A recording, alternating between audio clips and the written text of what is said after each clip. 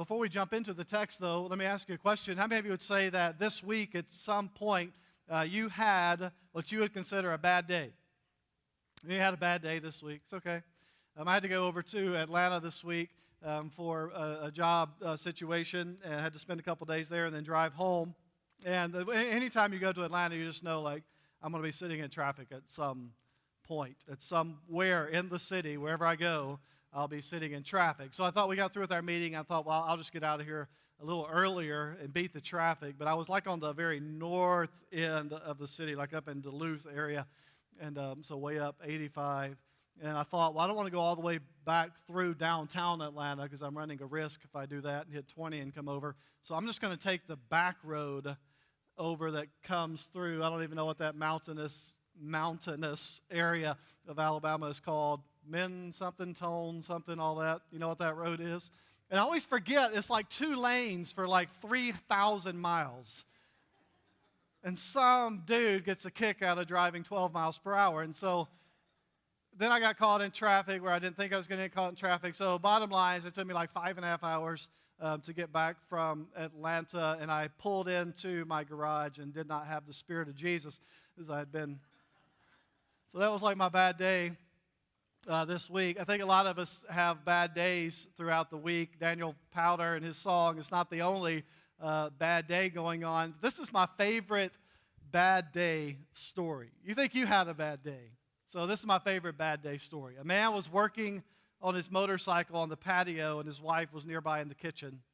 And while he was racing the engine, the motorcycle accidentally slips into gear, and the man, still holding on to the handlebars, is dragged along as it slammed through their glass patio doors. Well, his wife, who's hearing this loud crash, runs in the room to find her husband cut and bleeding, this wrecked motorcycle now inside their house, slammed through the shattered patio door. So she calls for an ambulance, and because the house is kind of on this fairly high hill, she goes down several flights of stairs to meet the paramedics and to escort them up to her husband. So while these attendants are loading up her husband, the wife manages to get the motorcycle back upright, to push it back outside, and she just out of instinct takes these paper towels and blots up the spilled gasoline that was in the floor from the motorcycle and throws them into the toilet and then goes to check on her husband. Well, he gets treated for his cuts and bruises, comes home, looks at the shattered patio door, the damage done to his motorcycle. He's all distraught, so he goes into the bathroom to console himself while he's taking care of business and lights a cigarette. And just as he's about to stand up, he flips the cigarette butt between his legs into the toilet. The wife, who is in the kitchen, hears a loud explosion and her husband screaming, and goes in the bathroom and finds him lying in the floor with his pants blown away and his lower parts burned. So she once again phones for an ambulance, and the same paramedic crew shows back up. And as the paramedics are escorting this man down the stairs to the ambulance, they ask the wife, what happened? How did he burn himself? And she tells them, and they start laughing so hard that one of them slips and falls, drops the stretcher, dumps the guy out down the steps, and he breaks his arm. That is a bad day. Keep that in mind this week when you have a bad day. And don't throw gasoline-soaked paper towels in your toilet. The story of John 9 is a guy of a story that's not just having a bad day, but he's been dealt a bad hand in life. This story comes after John chapter 8, obviously, that we've been in the last 3 weeks. And in John chapter 8, Jesus has gone on to this discourse about how he is the true light, the light of the world. If you haven't been with us in the Belief Project, the purpose that John wrote this gospel, he lays out for us at the end of the book where he says that I've given you these things so that you might believe in Jesus as the Son of God, as the Christ. And John says in his purpose statement that he is giving us what he calls signs. Signs point to things. And the signs that he points to are miracles that Jesus performed. And so what he would often do is give us a miracle, and then he would give us teaching, and then he would give us a miracle, and then he would give us teaching. And so the teaching that John just provided for us from Jesus was Jesus saying, I am the light of the world. And then he kind of gives us this case study in chapter 9 to validate what Jesus has just claimed. And in the process, he teaches us some very important lessons on compassion and on suffering. Now, we covered the subject of suffering extensively in a series that we recently did called Why Me? That was based on the story of Job. So I don't want to get back into a lot of details about what we went through that series. If you were not a part of that series, I would encourage you can always go back on our website and go to our sermons and watch the videos or listen to the podcast and to listen to the Why Me series. I would say that of all the series that we've done at City Church since we started a few years ago, that the Why Me series is right up there with one of the ones that we've gotten most positive response from because it's such a relevant subject. And so I'm not going to dive back into a lot of what we talked about in the Job series, the Why Me series, but we are going to see some things about suffering from our text today that are very important to keep in mind. So let's jump into our story, John chapter 9, verse 1. As he, and this is Jesus, as Jesus passed by, he saw a man blind from birth. Blind from birth. So this guy's been dealt a bad hand. He's blind from birth. From birth. Now think about it. So let's illustrate this. Do something for me. Everybody close your eyes where you can't see. Now I'm not talking about like end of the service, close your eyes where like only half of you do. Like all of you close your eyes for this illustration. No peeking, no looking around. Zach, close your eyes. Close your eyes. Okay, so everybody's eyes closed. You can't see anything. Now do something for me with your eyes closed. Think about a person in your life that you love. So that's your spouse, a boyfriend, girlfriend, a child. Think about them. Like picture them in your mind with your closed eyes, okay? Got it? Keep that picture. All right, now think about, with your eyes closed, a sunset or a sunrise, whichever person you are. Sunset or sunrise. Think about that. Okay? Think about the ocean, an ocean view.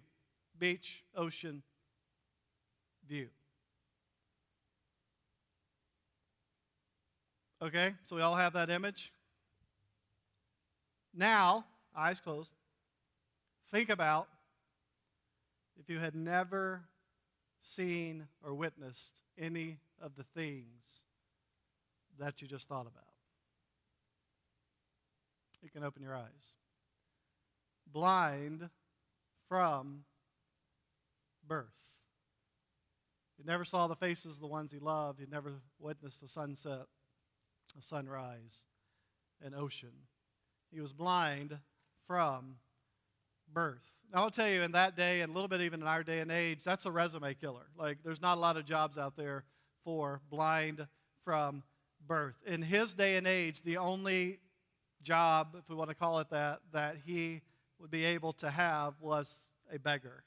That's what he was, a beggar. He can't work in that culture. He can't marry. He would be ostracized. He can't travel. Many would say that he had been dealt a bad hand in life. Look at verse 2. As his disciples, the disciple of Jesus, they asked Jesus, Rabbi, who sinned, this man or his parents, that he was born blind? So the disciples display a common belief in that day and our day. By the way, it's funny to me that they asked this in the presence of the guy. Like, the guy's blind, he's not deaf. And so here's the disciples saying to Jesus, like, who sinned, this guy or his parents?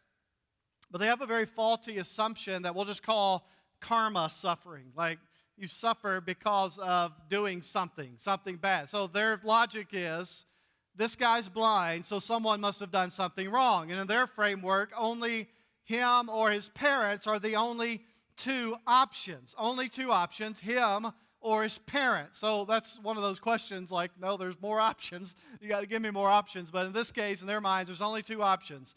Did he sin or did his parents sin? Now, you understand, like, the two option choice. Like, you ask questions when you live in the state of Alabama that only have two options, when really there's more options out there. Like, when you move into the state, you're asked one of two options, a question about one of two options. You know what they are, right?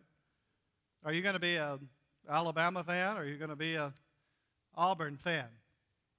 Like, I'm not from Alabama, but I realized, like, when I moved here, like, that's, in your minds, that's the only two options. Like, you realize, like, there's other teams out there. I know you don't think there are, but there's other universities, there's other colleges, there's other teams that occasionally win football championships. There's other teams that win a lot of other types of sports championships, like basketball and baseball. I know those don't count in this state. But in your mind, you're like, there's only two options, right? There's no other options out there. And so, like, this is the disciples.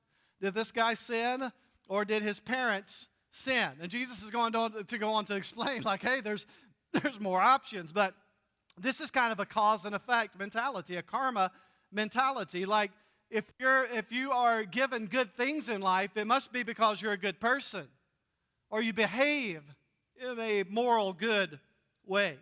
And if you have bad stuff happen to you in life, it must be because you're a bad person, or you make bad decisions. Recently, some of you know that I've had a couple of car incidents. So I had a guy that slammed into the back of me when I was in downtown Birmingham. And I got my car back, got it into the repair shop. And then it's just like, all right, how much is the insurance company going to repair, and how much are they not? So there's that conversation that goes on during the repairing of the car. And I don't usually give a shout out to insurance companies, so I won't do it here. But the insurance company that was taking care of my car, State Farm, did a really good job taking care of me. I can't speak for everybody's experience with them, but for us, they did a good job taking care of the damage to my car, and we kept finding these other little things that would come up as he was repairing it. And so the last thing that the guy fixed on my car, I went, and he was shocked that State Farm agreed to cover it. And he said to me, Devin, you must be a really good person or something really good going on in your life, because they've agreed to take care of this claim. And obviously I just kind of laughed it off, but I thought in the moment, like, that's our mentality, isn't it? Like, good person, good behavior, good stuff happens. Bad person, bad behavior, bad stuff happens. But look what Jesus says in verse 3. Jesus answered, it was not that this man sinned or his parents. Not him or his parents that sinned. Like, that's not the result. Jesus says karma thinking is flawed. There's something bigger at work. So I want to make a couple of observations about suffering right here. And again, if you want to dive into this deeply, go back and listen to the Why Me series for more. But let me make a couple of observations about suffering. One, sin can and often does lead to suffering. Sin can and does often lead to suffering.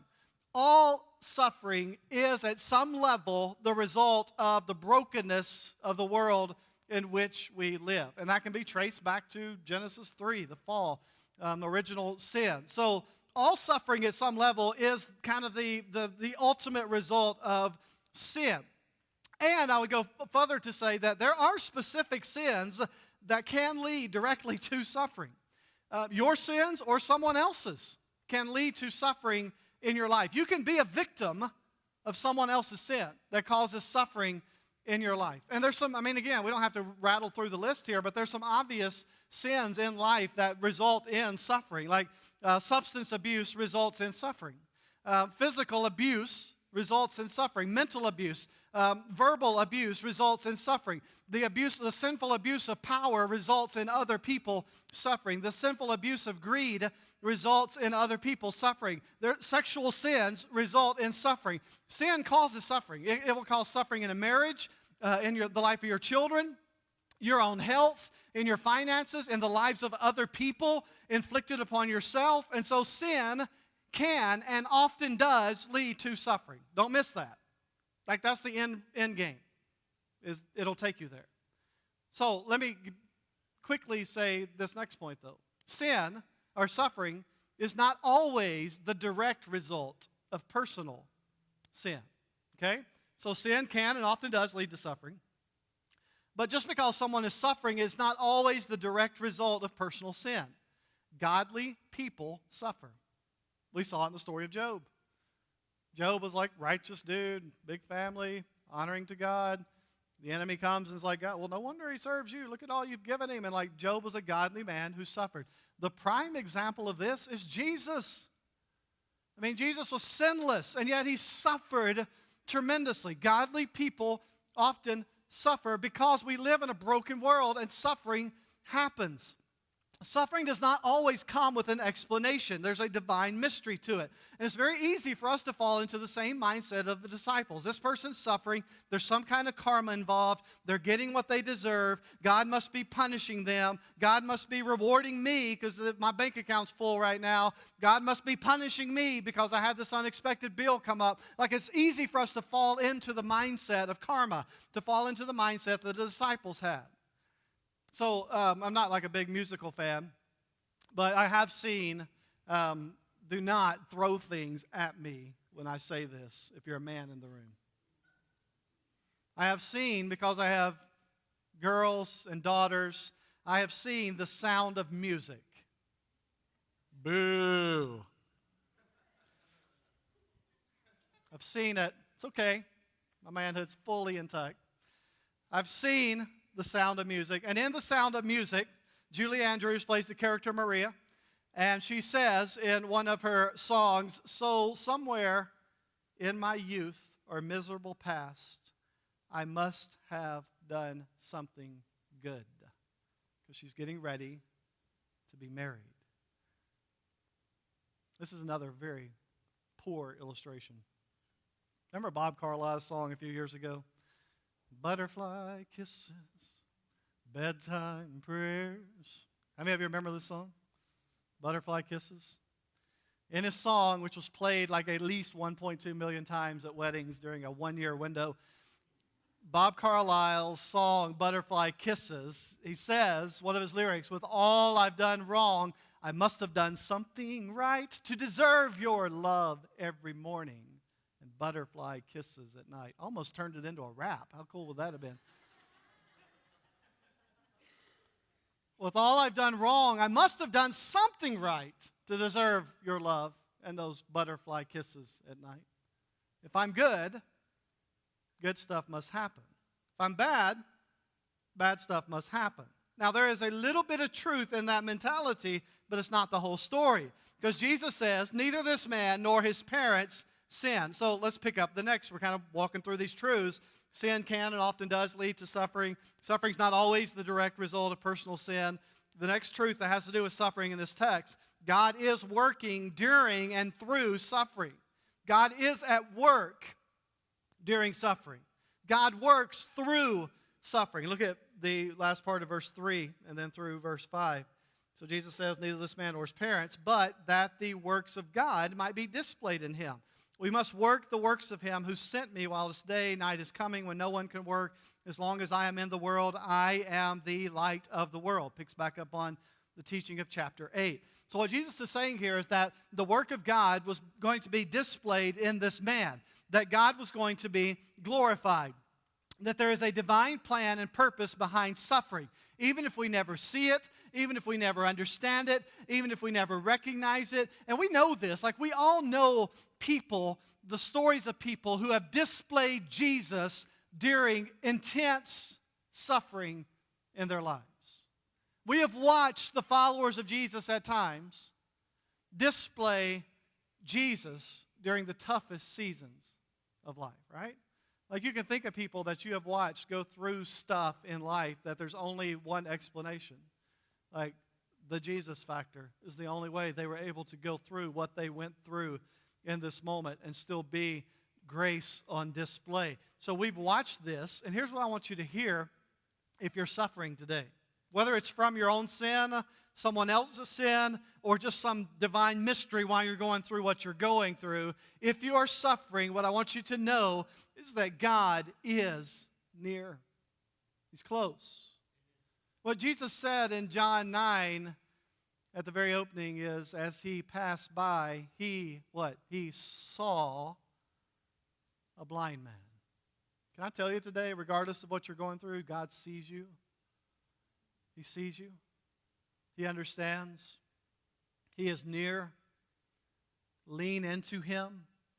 So did you hear what Jesus said to this blind guy whose life just revolves around nothing but darkness? Jesus reminds him the work of God is going to be done in you. God's going to be glorified. And then he says, I am the light of the world. I'm the light of the world. So whatever darkness you're in right now, whatever darkness is invading your soul, whatever darkness sometimes in those moments in life, like we don't feel like we can't see clearly, there's a lot of spiritual darkness or darkness in my life right now. I want you to hear that Jesus is the light of the world, that Jesus brings light into darkened souls, that God is near, that God is close, that Jesus sees you, that Jesus understands, that He identifies, and as we'll see in a moment, He has compassion on you. If you are suffering, know that God is working through your suffering to do His work in you. Which leads us to our next truth about suffering in this text, and that's this: Jesus is compassionate. Jesus is compassionate.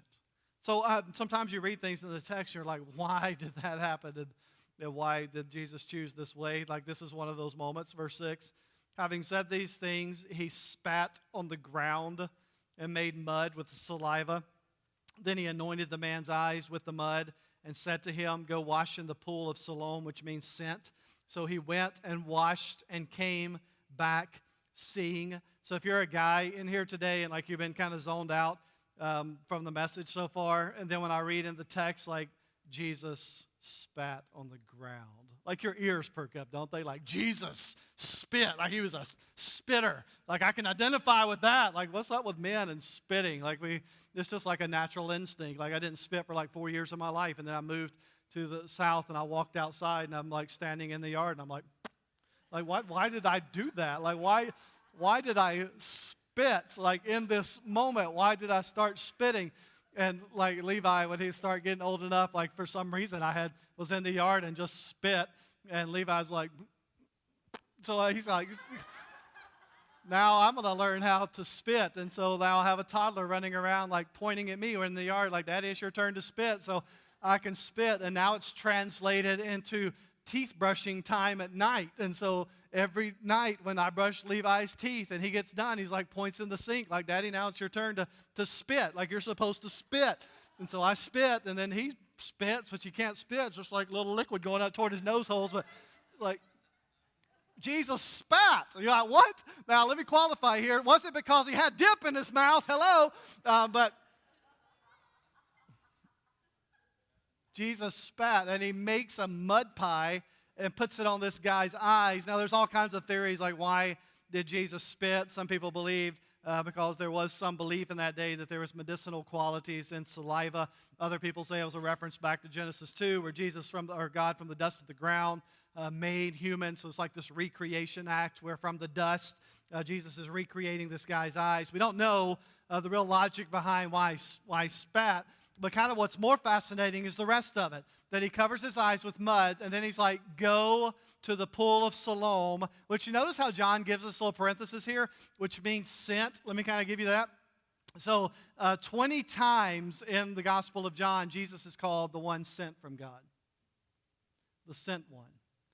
And John is saying here, like He's sending him to the pool of Siloam, which means sent. But don't think for a second that the pool's got anything to do with this guy's healing. It's not about the pool of Siloam. Ultimately, Jesus is the ultimate healer because He is the sent one from God, that He is the compassionate one, that He is the healer, that it's not about the pool, it is about Jesus. And so this guy goes, he obeys, and he comes back seeing. He washes his eyes in the pool, and he comes back seeing. I mean, like, this is compassion on display. It's the exhibition of compassion from Jesus. And let me be quick to say here, like, do not miss this in the text. The compassion of Jesus is often most displayed to the most ostracized people in culture. That's where His compassion is most often on display.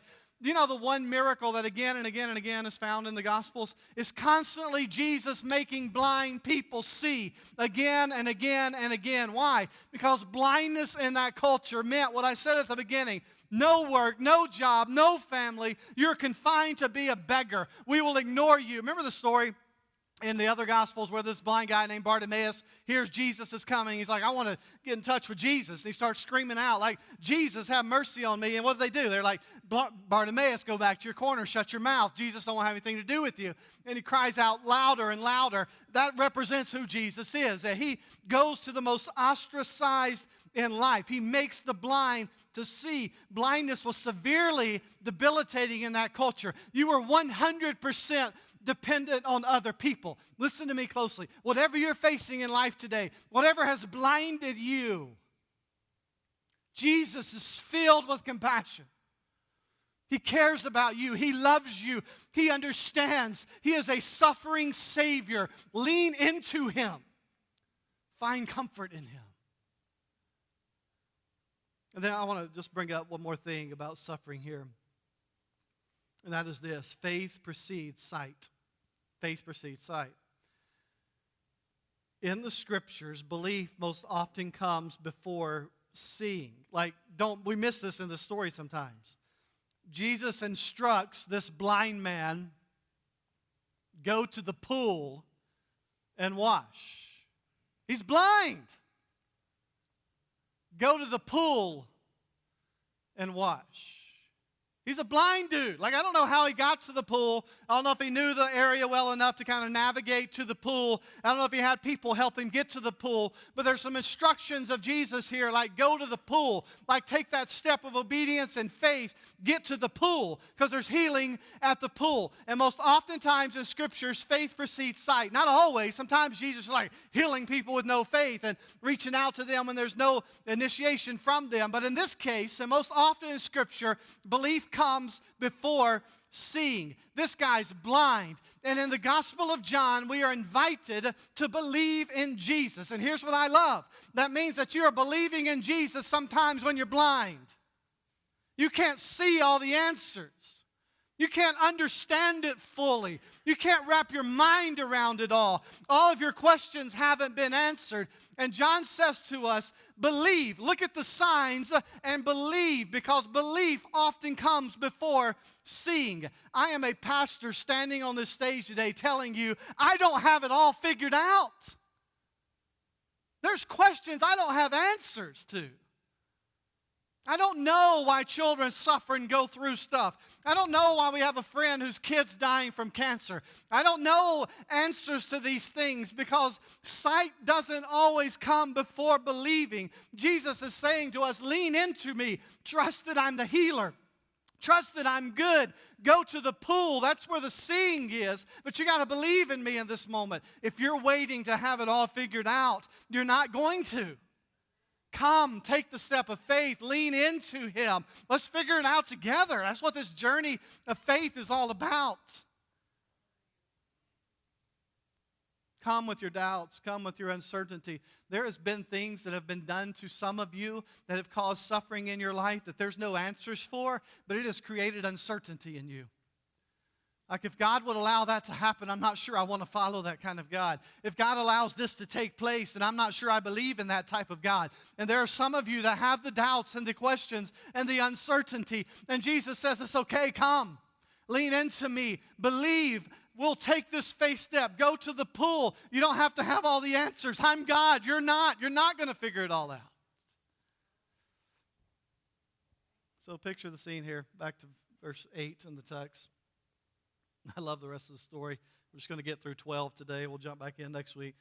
Verse 8, the neighbors and those who had seen him before as a beggar were saying, is this not the man who used to sit and beg? Some said, it is he. Others said, no, but he's not like him.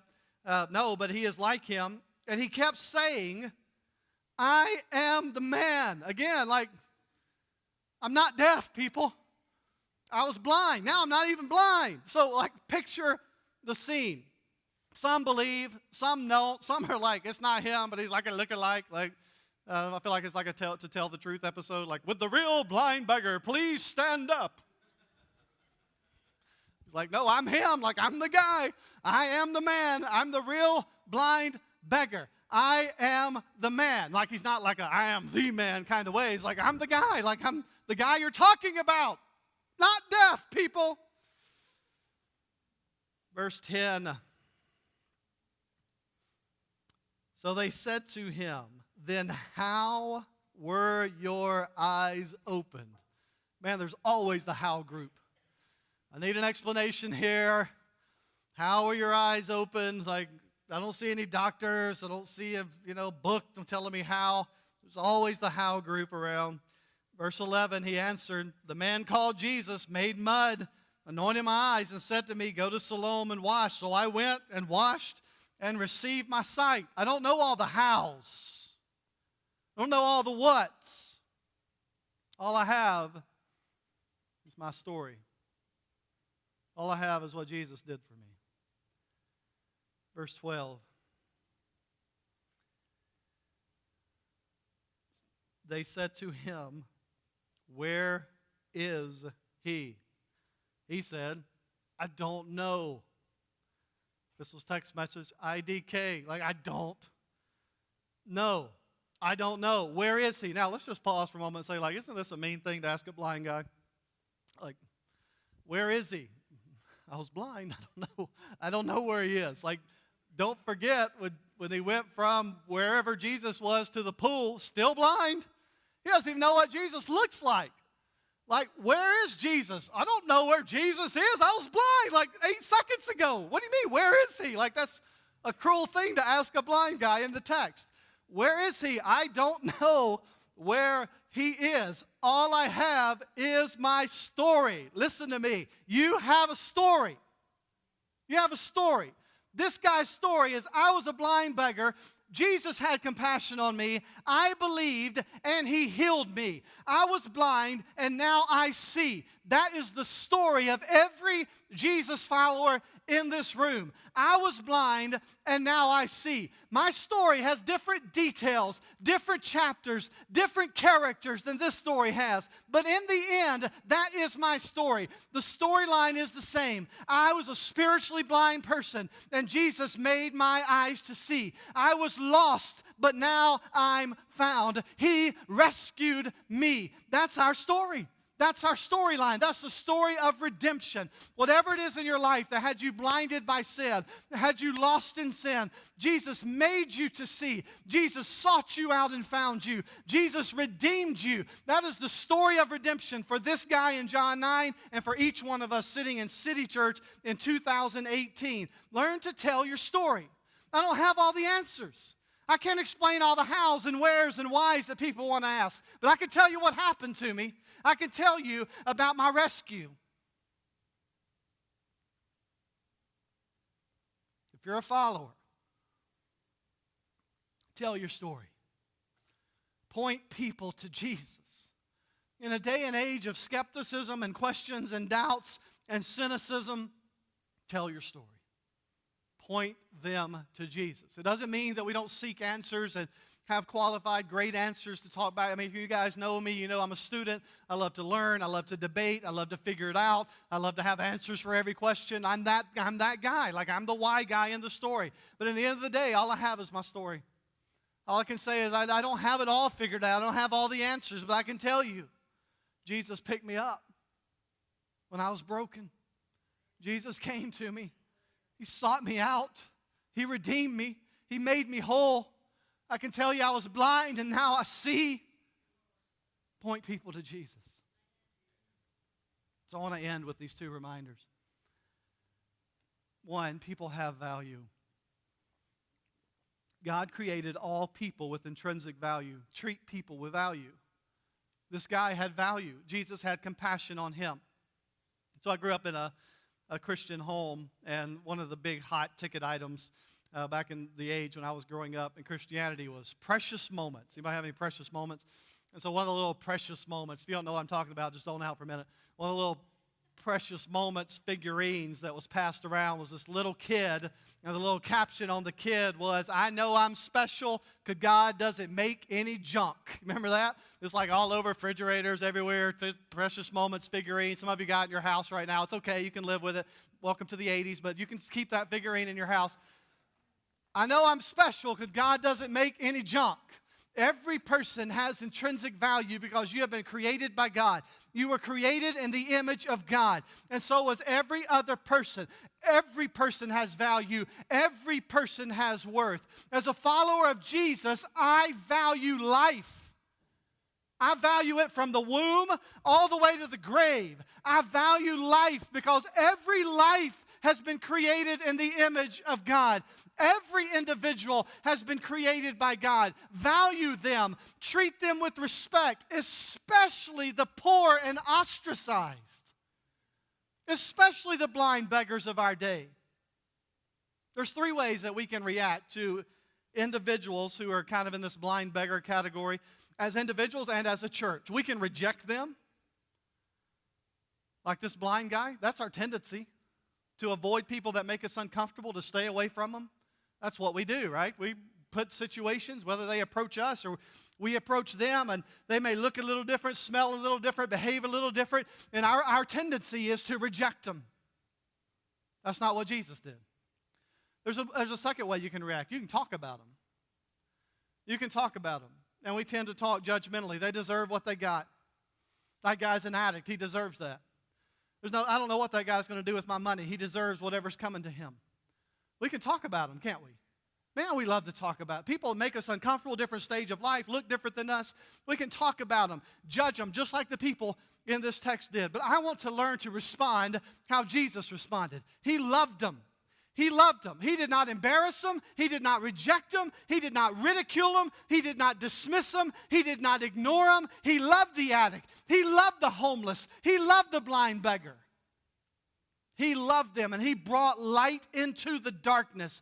In this text, there's a little truth that I don't have time to focus on, that God is glorified when we minister to the outcast.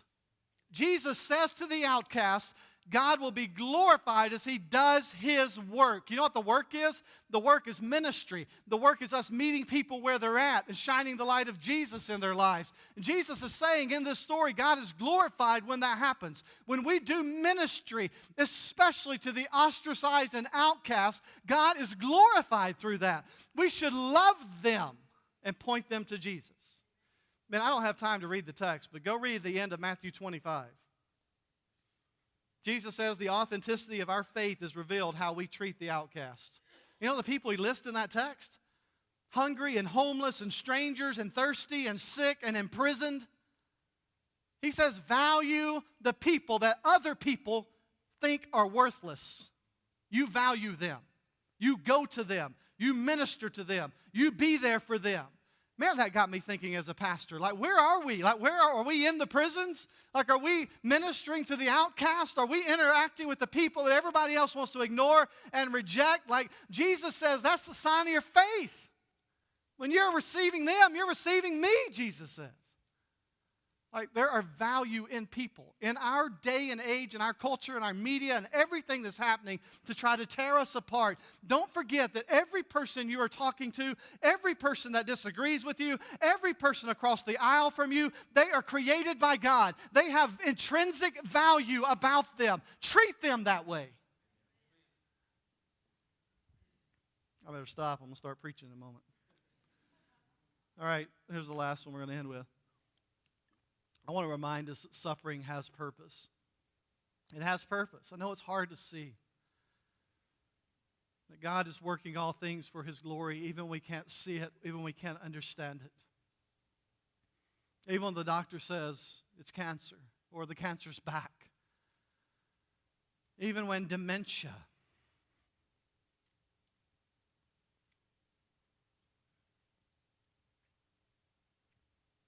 robs your loved ones of their memory. We saw my 90-year-old mama yesterday who's plagued with dementia. And probably no less than 20 times in the 20 minutes we were there, she would say, "Where's Papa? Where's my husband? When's he coming back? Mama, he's been gone for 10 years. He's with Jesus. He's in heaven. You're going to see him again one day." 2 minutes later, "Has anybody seen Papa? Where's Papa? When's he coming? Where is he?" I'm always in heaven with Jesus. You're going to see him again one day. A minute later. Where's Papaw? Has anybody seen Papaw?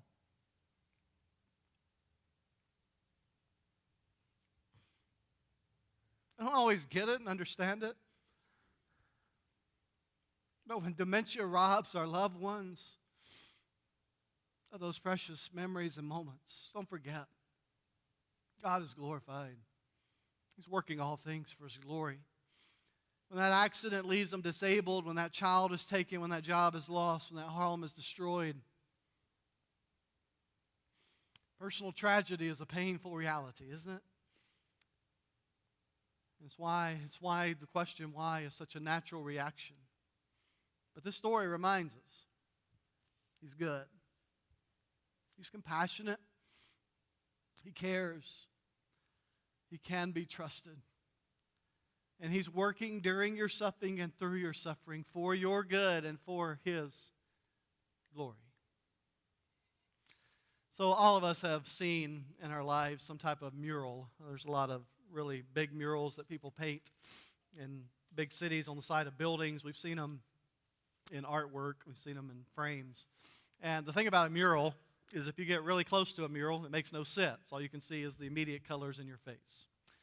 To understand a mural, you have to step back and you have to look at the entire canvas. I have no clue how people paint those, how the artist sees it, how he expresses him or herself in that moment. All I can see is the finished product, looking back as an observer and seeing the whole canvas. When we were in Denver recently out to visit Kaylee, they had a street fair, and in the streets of Denver, all these artists were painting with chalk. They were painting these giant murals. And you're looking at them thinking that makes no sense to me, how they know to paint purple here and pink here and green here. But in their minds, they had the finished product, the final picture of what would become a beautiful work of art. In that moment, standing on the street corner, I could only see what was in front of me. I couldn't get the whole thing. As we live life, God is painting a mural that we can't always see because we live in the here and now. The only thing we can see is what is in front of us, the colors in front of our eyes. Sometimes those colors are bright, sometimes they are very dark, whatever season of life we're going in. As human beings, we don't have the opportunity to be pulled back into eternity to see the entire picture at work. All we can do is we can live in the moment and say, I trust the artist. I trust that He is painting something beautiful beyond what my eyes can see and understand. It may hurt right now. I may not understand it right now. I don't have it all figured out, but I can't see the whole picture. So I have to trust the artist. Trust that He is good. Trust that He is compassionate. Trust that He is working all things for my good and His glory. Aren't you thankful we serve a suffering Savior who identifies with us in our blindness and is painting a picture that is beyond what we can see? Will you trust Him today?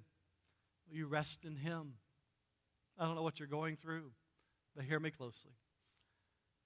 Jesus loves you. He is near.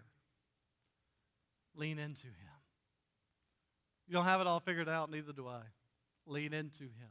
I've got questions, Devin, so do I. Like, lean into Him. Rest in Him. He is good.